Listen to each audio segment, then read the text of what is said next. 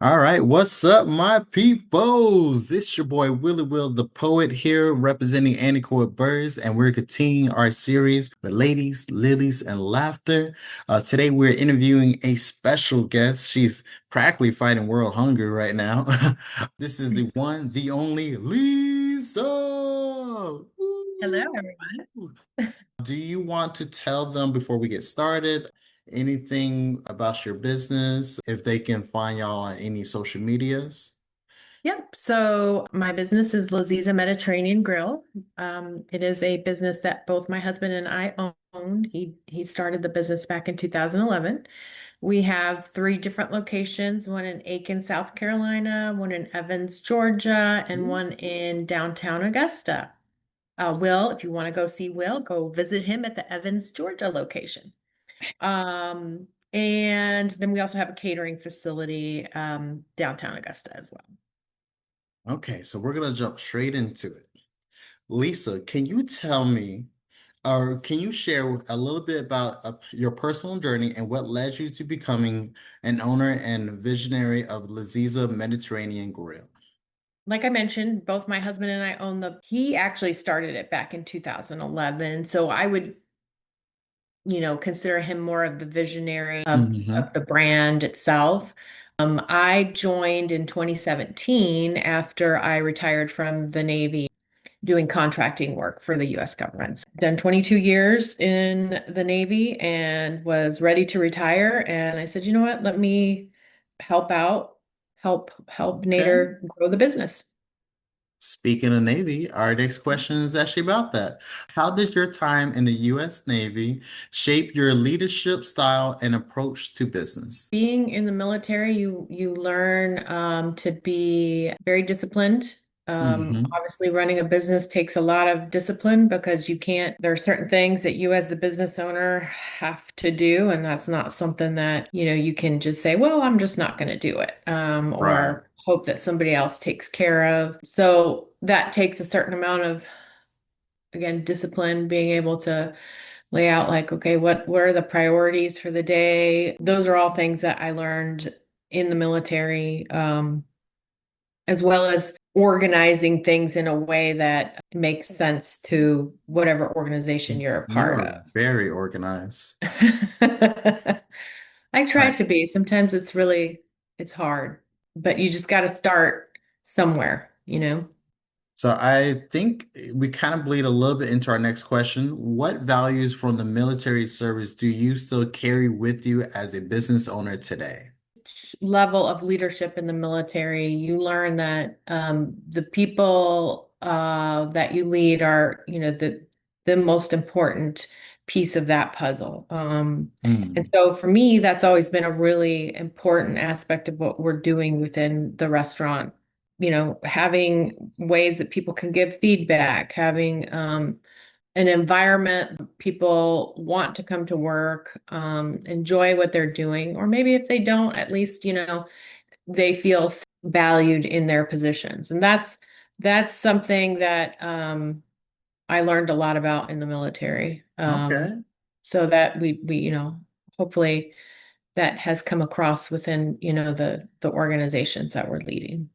For Laziza, does the name and brand represents to you?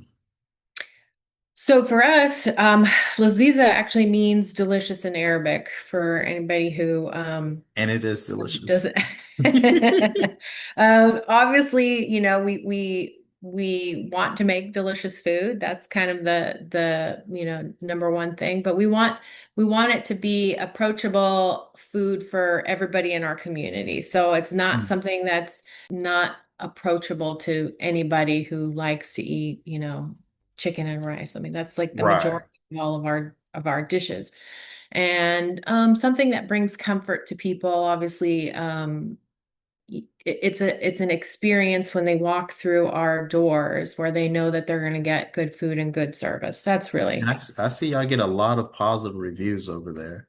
yeah, especially a lot of them with Will's name mentioned in, which we appreciate highly. How do you balance authenticity the culture and entrepreneurship within the Laziza's experience. We want to be honest and transparent with, people that walk in through our doors, and so that the cleanliness standards within, Mm. the front of house also taken into in the back of house. So I can for tell y'all people she who don't don't play know, about this. so people who don't know restaurants, there's the front part that people see Mhm. when they walk in, and the employees that but of course there's all the, the people in the back. That integrity between those two is always very, very important to us. Obviously, there's making sure that the business is in good financial footing for the Mhm. future. There's always that delicate balance, but we want to make sure that Laziza is able to go forward. Means that as a responsible business owner, that we're constantly looking at those things. So. Okay, so what challenges have you faced as a woman-owned business owner, and how have you navigated through them?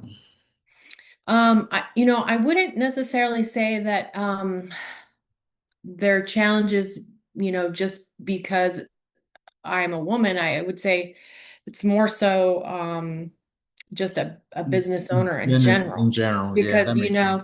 I'm a member of the Chamber of Commerce in multiple locations, and the pain points for business owners, for people who are trying to, start a new business, are really the same things across the board. It's finding talented people that, work with the values of your organization. Mm, That's always a struggle, and it's not just a struggle for Laziza. It's a struggle for across the a lot of board. other business owners as Hmm. well. The cost of product is always a an issue that we're constantly trying to manage. Having uh people that can come fix things within, you know, the restaurant. And this well, like sometimes things break, and it's hard to find Hmm. somebody to come in and fix them if we don't know how to fix that thing, like the plumbing or whatever. So all of these things are things that, as a business owner, most other business owners are also feeling the same thing. So you just work off what the priority is at the moment, and how can you best solve that issue or problem at that given time. Okay, so I know that y'all do a lot of like spirit nights. How does Laziza serve not just as a business, but as a space of connection and comfort for its community?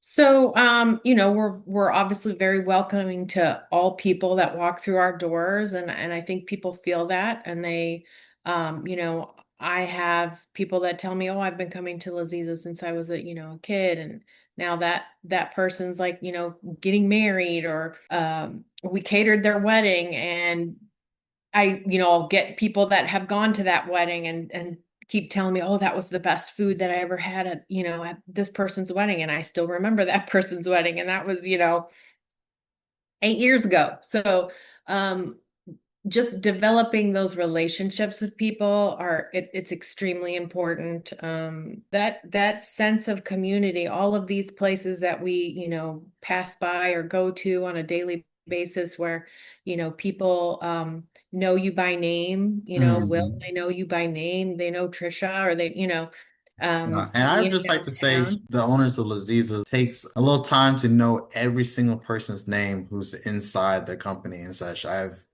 always Yes, been mind that's very blown. important. They address you by your name and such. You'll be like, I didn't even think she knew who I was. And and she's gonna be like, it's nice to see you today, William. So I can definitely confer to this. So those are all things that are important and help give that vibe when people walk in. And I think that's why people who have been coming to whatever Laziza location for a long time really get that, and they feel that when they walk in. Hmm. Oh, my bad. What advice would you give to women, especially veterans, who are considering entrepreneurship? Ultimately, really, that's it. Have a good plan, do it, do it in chunks. If it seems like too overwhelming, there's a lot of really good resources different communities of people who are business owners that are more than willing to help anybody get started. Business Development Center, UGA Business, Small Business Development Center, Hmm. people that you can reach out to and say, like, this is my business plan. Can you take a look at it and give me some feedback? And so, and they have, counselors from all different types of businesses that can take a look at that for you. And Okay. those are free resources. It's not like you even have to pay anybody to do that. So I would definitely say, look within your community to, people who maybe you admire or you say, oh, you know what, they're doing this, and I really think they're doing a great job. So let me Mm. ask them, how did they get started? And, what kind of steps should I take to jump into that pool, because at the end of the day, that's what makes our community stronger. When we have Right. people that are willing to put in the sweat equity to build a business, build a brand, whatever that may be, build something that the community wants and needs. That's how, it starts small. So have a good plan, reach out to people that you know, and ask lots of questions, and don't be afraid to ask questions. You And got and you know what? Nowadays there's so many things on YouTube. I tell everybody, like, yeah, some of the stuff that's on there maybe it's not so great, but that's a good way to research random stuff that you may be looking to dive into.